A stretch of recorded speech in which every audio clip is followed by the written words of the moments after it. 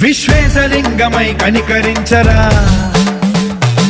విధి లిఖితమునిక పరపర చరివి అమృతమి కురిపించరా రామేశలింగమై మహిమ చూపరా పలు శుభములగని అభయముని లిఖితము సతతము అందించరా